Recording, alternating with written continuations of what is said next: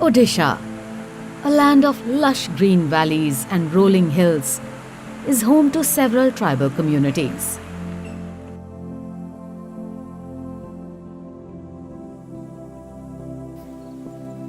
Living in scattered villages deep within the forest, these tribal communities rely on the natural bounties of their environment to meet their daily needs. They practice subsistence farming, using a combination of wetland and shifting cultivation, alongside horticulture, forest produce collection, hunting and fishing.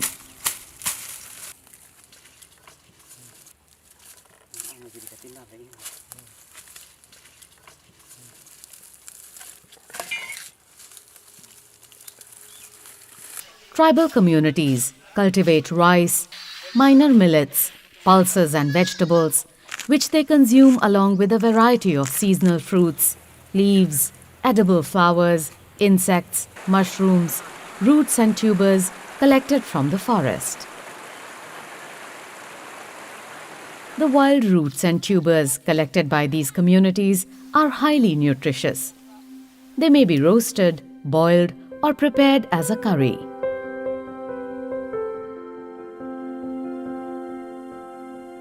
There are several varieties of wild roots and tubers. Some grow just under the surface, while the others need to be dug out from deep within the soil.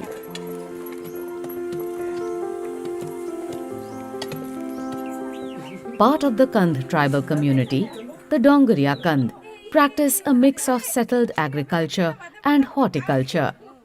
Dongariya Kandh villages are located in the upper reaches of the Niyamgiri hills in Bissam Katak, Kalyan Singhpur and Muniguda blocks of Raigada district.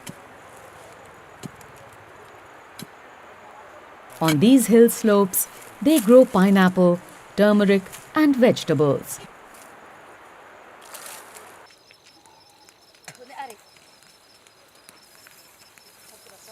This winter morning, the women of Khambesi village are headed into the forest to collect jarakunna, a large wild tuber.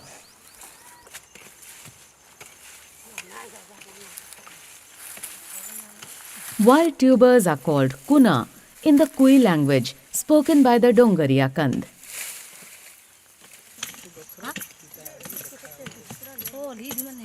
The community identifies 7 varieties of wild tubers that are collected by them in different seasons.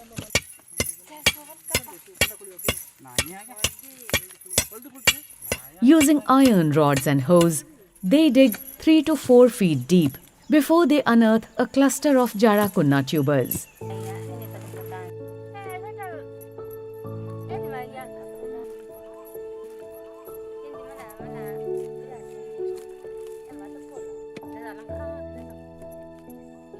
Each tuber is a couple of feet in length.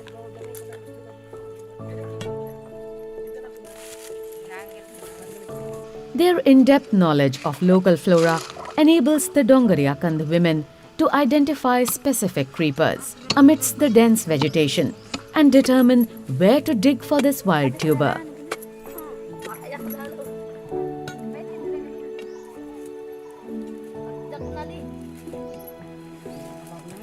Jarakunna tubers are collected from the hill forests, though the Dongariya Kandh may also plant them in their fields.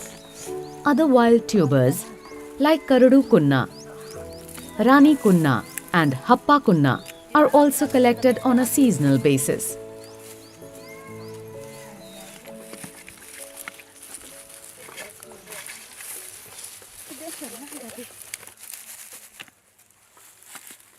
The ability to determine the exact location of digging within the dense forest and the knowledge of how to process and consume these roots and tubers forms a vital part of the indigenous knowledge system of the Dongariya Kandh.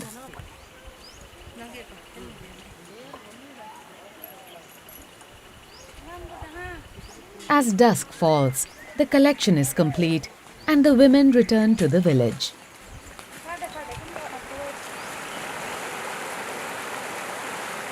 On the way back, the collected tubers are washed in running water. At the settlement, the washed tubers are cut into large pieces.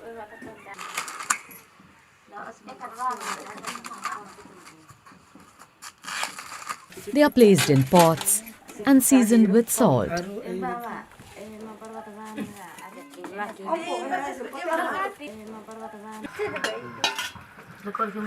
Water is added and the tubers are steamed over an open fire.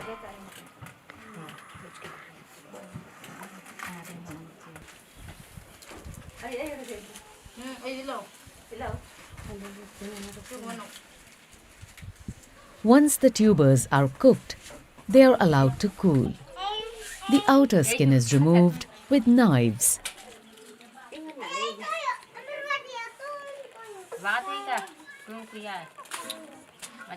The jada kunna is eaten plain with no additional seasoning.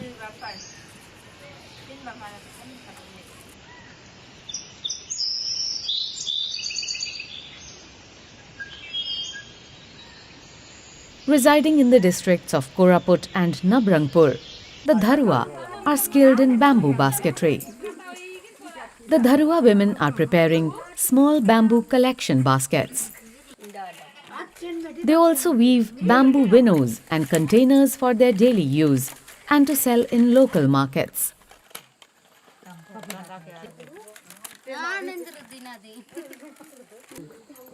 Usually, tribal communities engage in forest produce collection during the lean season after the harvest.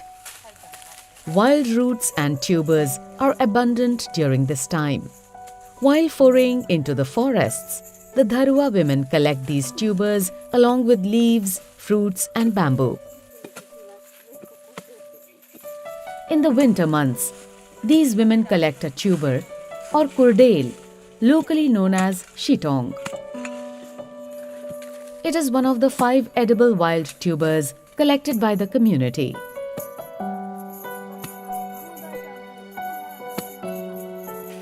Shitong tubers can be found 2 to 3 feet below the soil and are excavated using hoes.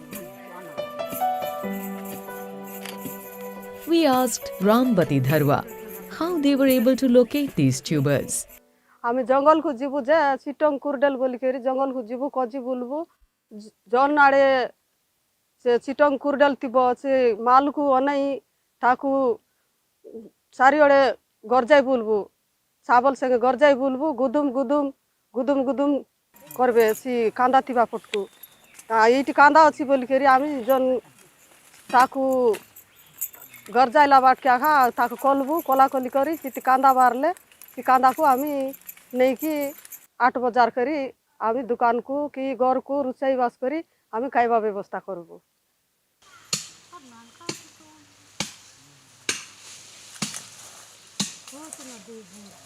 Once a sufficient quantity of tubers has been collected, they are carried back in collection baskets.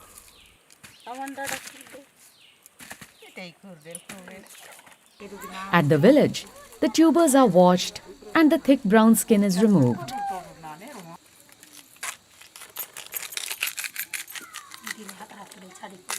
The tubers are then cut into pieces, boiled and eaten.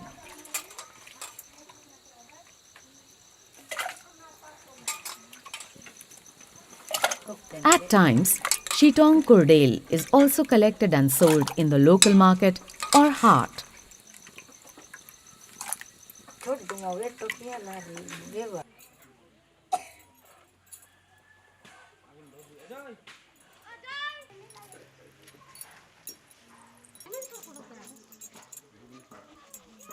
Neighbors of the Dharua, the Paroja, practice wetland cultivation of paddy in the hill tracts of Koraput and Nabrangpur districts.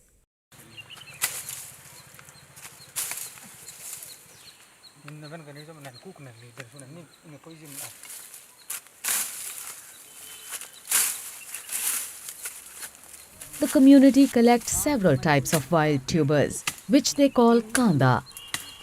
Among them are Pitt kanda, Turgoi kanda, Nangal kanda, Surundi kanda, and Sindhi kanda.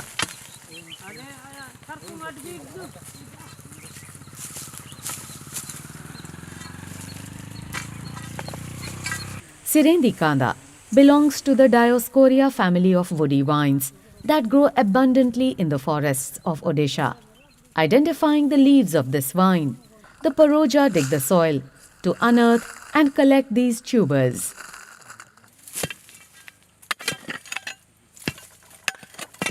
In total, the tribal communities of Odisha collect and consume 13 different types of wild roots and tubers belonging to the Dioscorea family.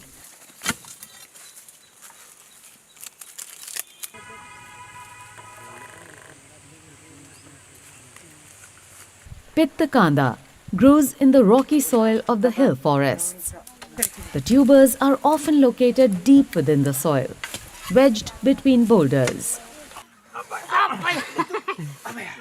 ସବୁଦିନ ସମାନ ନାହିଁ ଗୋଟେ ଦିନରେ ମିଳୁଥିଲା ଗୋଟେ ଦିନରେ ନ ମିଳୁଥିଲା ପ୍ରତିଦିନ ଯାଉଥିଲୁ ଆମେ ଛୋଟ ଥିଲା ବେଲେ ଆଉ କାମ ଦାମ କିଛି କରୁନାହିଁ ଖାଲି ଜଙ୍ଗଲରେ ପଶିଛୁ ପିଠ କାନ୍ଦା ପାଇଁ ଆଣି ସନ୍ଧ୍ୟାବେଳେ ଖାଇବା ସେଟା ସକାଳ ଖାଇବା ଯେଟା ଆଉ ଖାଇକରି ସକାଳେ ବଣରେ ପଳାଇବା ମାତ୍ର ଗଛକୁ ମାଲ ହେଇଥିବ ମାଲକୁ ଦେଖି ଆଗେ ମାଲ ଦେଖିକରି ପରେ ଯାଇକରି ମୂଳକୁ ଦେଖିବାର ପଡ଼ିବ ନହେଲେ ମାଲ ସିଣି ନ ପାରିଲେ ଗାତ ହେବୁ ନାହିଁ ବେକାରେ ଗାତ ଖୋଲିବାକୁ ପଡ଼ିବ ଖୋଜିରା ତାଙ୍କର ଖୋଜି କରି ତାଙ୍କୁ ଜାଗାରେ ଗାତ ଖୋଲିବୁ 3 ଫୁଟ ବି ଖୋଲିବୁ 4 ଫୁଟ ବି ଖୋଲିବୁ ଯେତିକି ଗଲା ଖୁନ୍ଦା ମାଲ ଯେତିକି ଗଲା ସେତିକି ଖୋଲିବା କାଢ଼ବାର ପଡ଼ିଛି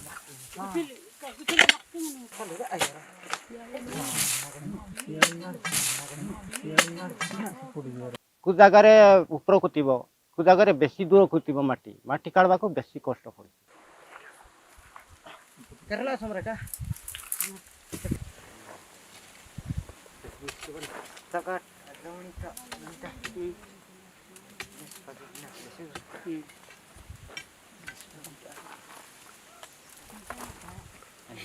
Today, the efforts taken to collect Pittakanda have been rewarded.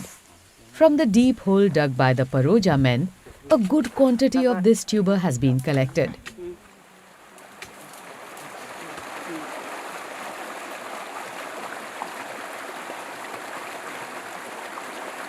ତାଙ୍କୁ ନଦୀରେ ନେଇ କରି ମା ମାନେ ନେବେ ଆମେ ଆଣିବୁ ତାଙ୍କୁ ଦେଇଦେବୁ ହେଲେ ନଦୀରେ ବୋଇ କରି ନେବେ ସଫା କରିବେ ଆଣିବେ The collected tubers are brought back to the village, washed, cleaned, and cut into small pieces. The tubers may be boiled or roasted and are consumed with or without rice.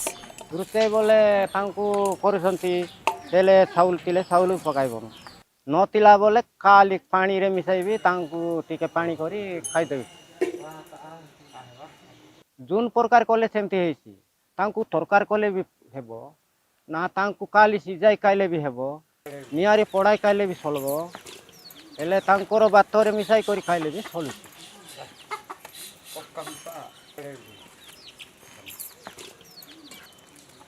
ଆଣ ରନ୍ଧା ହେଲା ବୋଲି ଡାକିଲେ ଆମେ ସମସ୍ତେ ବସି ପିଲାମାନେ କ'ଣ ସବୁ ବସି ଖାଇଦେଉ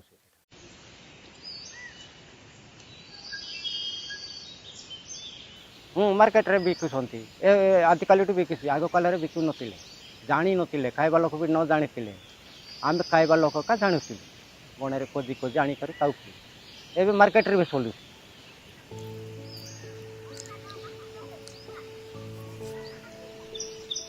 In the past, the practice of subsistence agriculture meant that food grain supplies would diminish during the monsoon and early winter months. To tide over this shortage, tribal communities would rely on edible roots and tubers, leaves, flowers, mushrooms, and fruits collected from the forest till the winter harvest. Today, food grain is mostly available to tribal communities throughout the year. Nonetheless, these communities continue to follow their seasonal cycle, collecting and consuming wild roots and tubers. Now, they also sell these roots and tubers in the local markets. Other communities have started to purchase and consume these tubers, providing tribal communities with an additional income.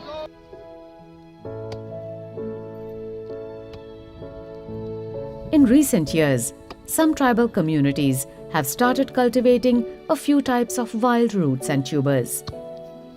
For the most part, however, tribal communities continue to depend on the forest and undertake seasonal collection of edible wild roots and tubers.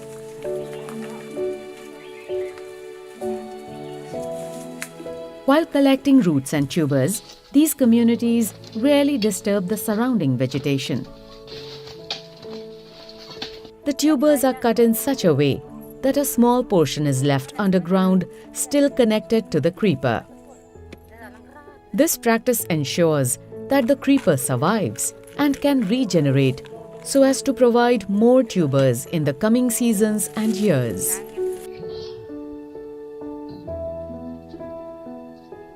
This practice of forest produce collection that also protects the local ecology is an inherent part of the indigenous knowledge systems of each of these tribal communities.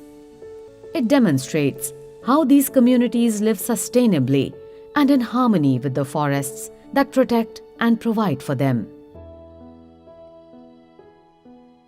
There is hope that their way of life will endure, and with it, the forests that they call home will continue to flourish.